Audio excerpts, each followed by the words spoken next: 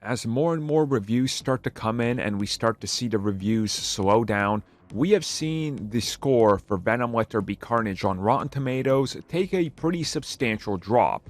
A film that started in the high 80s has now fallen below 60, and it looks like the film will officially have a rotten rating.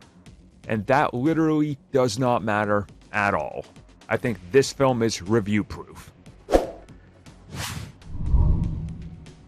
So as of when I recorded this video, the actual Rotten Tomatoes was sitting at a 67. So it could be up from that, could be a little bit more down, we don't know.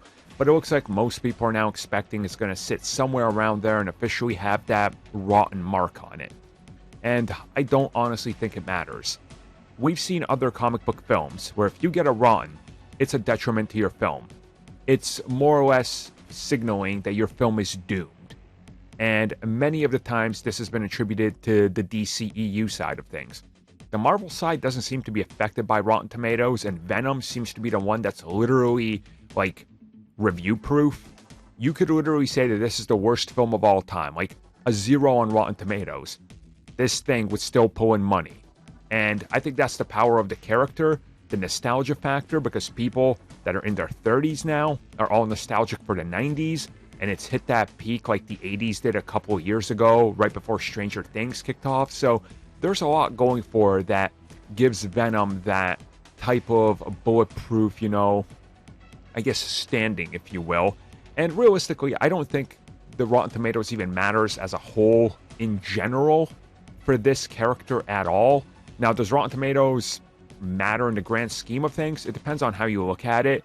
Rotten Tomatoes can be used for both arguments. Well, the movie's good, look at the Rotten Tomatoes. Well, the movie's bad, look at the Rotten Tomatoes. The movie's good, the audience score. It's bad, the audience score. At the end of the day, you got to combine everything. You got to combine all the outlets, all the mediums, combine them, and then go, well, what's the general consensus? And you kind of get it. And Venom is one of those things that lives right there in the middle. And it seems to be just safe in every corner of everything, and I think that's good. Sometimes you need things like that to exist, and I think Venom fills that void. And I think people just have that affinity for Tom Hardy acting bizarre and doing what he does, and Venom doing what he does to interact with him, and it just gives you a different style of film that you haven't had from Marvel or DC, and I think that worked in its favor. So doesn't matter it's rotten? No, not really. It's never mattered. Enjoy whatever you want. That's really the takeaway. And if you don't enjoy Venom, well, I don't know. And why did you see it? See what I mean?